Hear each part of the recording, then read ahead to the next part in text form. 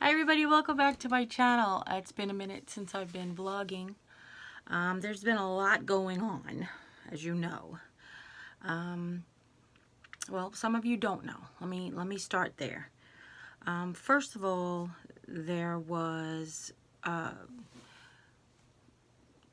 two vloggers that had an issue with I'm really not going to mention any names, and I tell you right now, I'm not taking sides.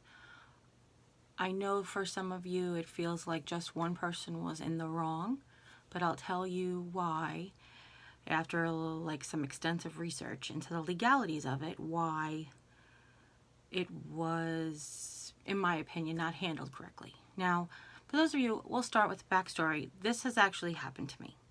There was actually a YouTuber at Christmas time who actually took an entire video of mine and put it in a compilation with other entire videos of other users.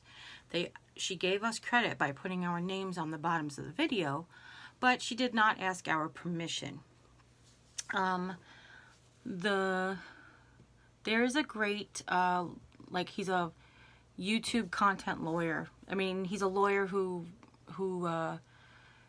is versed in protecting creators and the legalities of the creators, because even YouTube has algorithms that they can shut stuff down so that they won't get sued, but they're actually, that's like even against like a free speech law. Anyway, I'm not going to get into that whole thing. I'll link his channel in the description down below, because I actually learned a lot from him yesterday and the day before. So there's the law is stated, then there's the community rules, then there are people who have like opinions of their interpretation of the community rules and the interpretation of the law. As you know, that's part of every law in the world. Some of them are open to interpretation. Okay, that being said, you are not allowed to use another person's content without giving them recognition or getting permission unless you change it. Okay. You've probably seen lots of videos where people insert funny clips from movies, or like a GIF kind of a thing, or a GIF. It depends on who you're talking to. The GIF, that little movable meme thing. People have stuck that in their videos and they won't get nailed for copyright infringement or licensing infringement because they've changed it, or have changed their context. That being said, I understand that the person that borrowed or took the content, the clips of content actually, and inserted into their video, did not get permission ahead of time, but was intending on giving recognition in the video or in the description box. And I want to say that's all you need to do, but technically it is all you need to do. If it's basically about intent, and I mean, that's so crazy, I'm not going to compare it to murder versus manslaughter, but the difference between murder and manslaughter is intent. I mean, there's a lot of little things, but basically that's what it is if, you know, manslaughter is somebody died at your actions, murder is somebody died at your actions that you planned on like you intended on murdering them. So that's what this basically comes down to, was intent. Just taking one person's word over what they intended on doing, what they intended on giving a shout out or promoting another person's video while using their clips. It's just this particular scenario. And if you don't know what I'm talking about, I can't really show you because the original video has been taken down, and I'll get back to that in a second. But I can tell you that the person who borrowed the clips did 90% of the video themselves and took 10%, or it's even less than 10% if my memory serves, for the amount of time that clips were taken. So it's less than 10% of the video. The video wasn't her original content. So here's the thing. The person who borrowed the video or took the video or have a word you want to use, I say use the video, has a much more, has many more subscribers. I don't want to say a successful channel or a popular channel. I don't think either one of those are correct. But they're a bigger channel and have many more subscribers. So by borrowing someone else's content who has less subscribers usually is a very good thing, as long as you give the credit. The person who borrowed the content, took the content, used the content, however words you want to use, in all intents and purposes, has worked with the person before, has given them proper credit before, considered them like a colleague, and it merely, she says, was just an oversight. In all fairness, and not to throw anybody under the bus, if you follow the one big channel on Instagram, you can see that currently, at the time actually, there was a lot of stuff going on in her life. That doesn't excuse it. She also said that doesn't excuse it. She has taken the video down almost immediately when she realized that she had made the mistake. That being said, had she gotten caught by YouTube or reported to YouTube, that's all they would have done. They would have made her take the video down and give her content, there's a word, and then for some reason the words are escaping me. I should have taken notes. Giving them a content warning. So you get 3 content warnings and YouTube can take your channel down. That's really what it is. So had it gotten reported to YouTube and YouTube would have found that it was inappropriate, they would have taken her video down. Now, she took her video down immediately because she felt terrible. As a fellow creator, I suggested to her another method, but it was already too late. She had already taken her video down. Because even after the fact, I mean, honestly, guys, I'm not kidding. It blew up. Her video was up 3 hours, and it blew up into like this giant thing. She didn't even have the opportunity to realize the mistake that she made.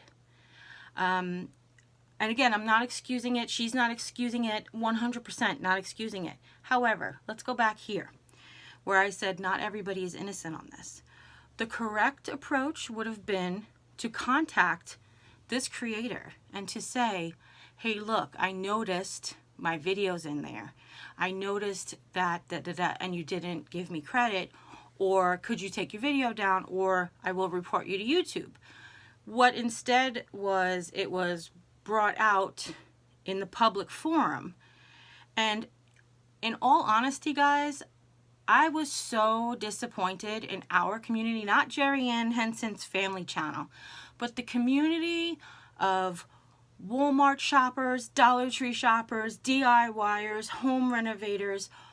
This community had become huge, huge bullies. Now, I may not have told this about you, or you not know this about me. Look, it's getting me tongue-tied. You may not know this about me if you're new to my channel, but I always was overweight. And when we were growing up, we were extremely less financed than the people in my neighborhood. And I always had hand-me-downs that didn't fit me. I never had shampoo and conditioner. We used to wash with dish soap. So I wasn't always the best smelling kid. I wasn't always the cleanest kid. I wasn't always the prettiest kid. Well, pretty is one thing that's different. But I wasn't always the best dressed kid, and I didn't always have lunch. I have had my share of bullies. As a matter of fact, one of the things that I don't feed into bullies now, like when people have bad comments on my channel, which are very, very rare. Thank God. I appreciate that about everybody here. In 2 years, have gotten like 5 negative things said about me. 2 years and 3 months. So in 27 months, I've had like 5 things bad said about me. I'm not bragging. I'm not bragging. I'm just saying I'm very proud of my YouTube family. But I don't tolerate bullying because I've had my share of bullies already. I'm done being bullied. I'm a grown woman. We're not children. We shouldn't act like children. We're grown women. We should act like grown women. We should also be these women say that they are spiritual women. I don't want to say religious or Christian, or I don't want to name anything, but this the forgiveness, the maturity to say, hey, look, I see that this mistake has been made. The lady who took my entire video, I put in the comments, hey, thank you for the shout out. Thank you for using my video. Look forward to working with you in the future. That's what I said. And that was the mature thing to do. The person who borrowed my whole video had a huge channel. And if I had gotten five new subscribers from them watching my video on her channel, I would have been grateful, type of thing. Okay. Granted, now then this person who took my video is making money off of my content. However, a lot of times the positive outweighs the negative.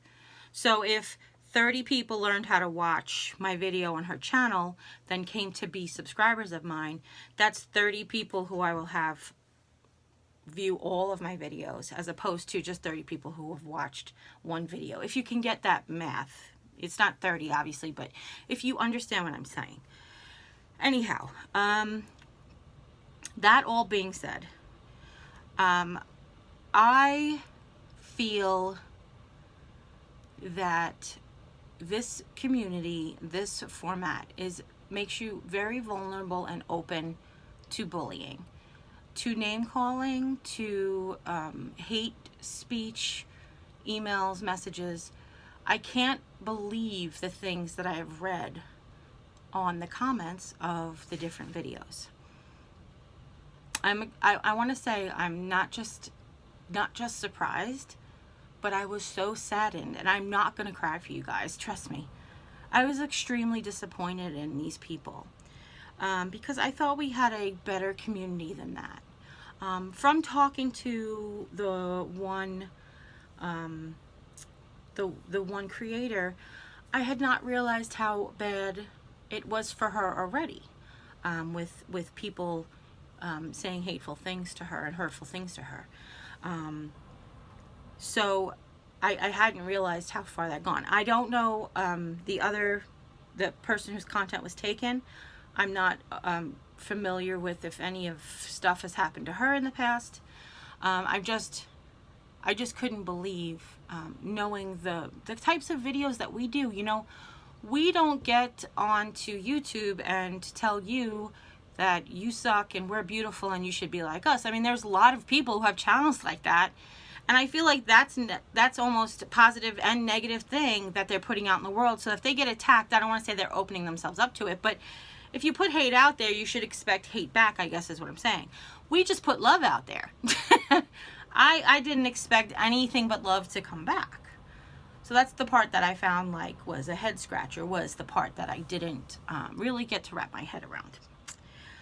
So yeah, the video content on your person's channel is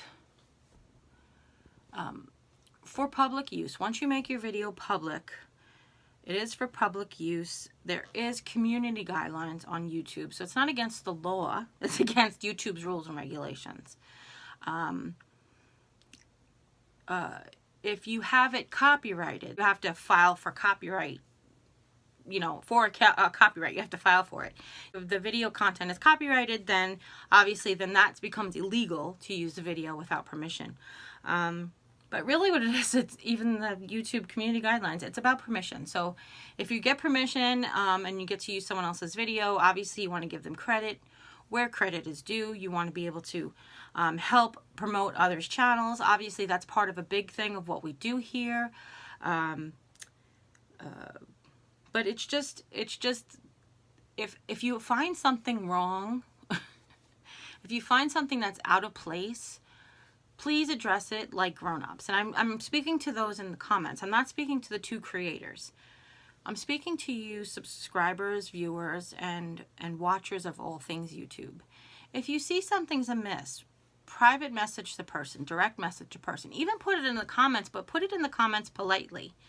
Hey, person, I noticed this about your video at the 7-minute mark. But I haven't seen any credit given. Was this an oversight? You know, like there's ways. Jim and I are always talking about him learning about the subtleties of language. So there's all ways that you can talk to somebody and still get your point across and still not agree with them and still not fight. Like, there is so many ways to actually just like have a conversation. And to have a conversation with somebody and not be an argument and not be World War III, especially over something like this. But yes, I give you guys permission to give me a heads up. I mean, I don't have any room for others' content because I have too much of my own stuff going on. But if I ever do forget to give somebody a shout out, like when I made my my country crate back, a lot of you came to me for my country crate, which is, you know, made out of foam board and contact paper. I created that from my brain. I did 100% from my brain. I wanted one of those out of wood that I really wanted to make, but we didn't have, like, we only had Lowe's here in town and a very local lumber yard that were very expensive to get these pieces of wood, you know. And I was like, well, how can I make this on my budget? And I went straight to looking at this wood grain contact paper, and my mom just contact papered everything she could get her hands on. We had a stand-up freezer in our dining room, and we had paneling on our walls, and she took dark wood contact paper like they sell at the Dollar Tree, and she contact papered the freezer. And I say she, but we did it because, you know, she had daughters for a reason. But we contact papered the whole freezer. Like, the bathroom was like contact paper because, like, the walls were whatever.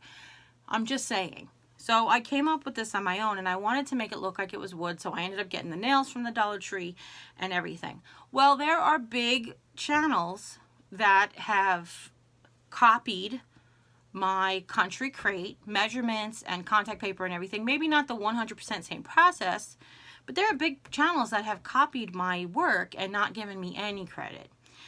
And as a matter of fact, part of that country crate, the light one, had these leatherette like handles that I actually got the idea from Melissa at 4 Quarter Crafts.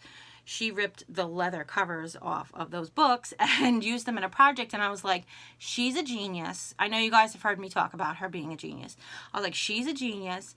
But when I was doing my voiceover, I was still very new, which is not an excuse. I didn't mention it in the video, so I ended up putting it in the comment section, in the description box, excuse me, so that I can give her credit where credit was due.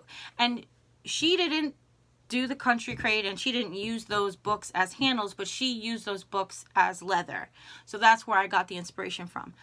A lot of times I don't shout out Pinterest because I'll see a picture and I will know it's from a blogger, and I'll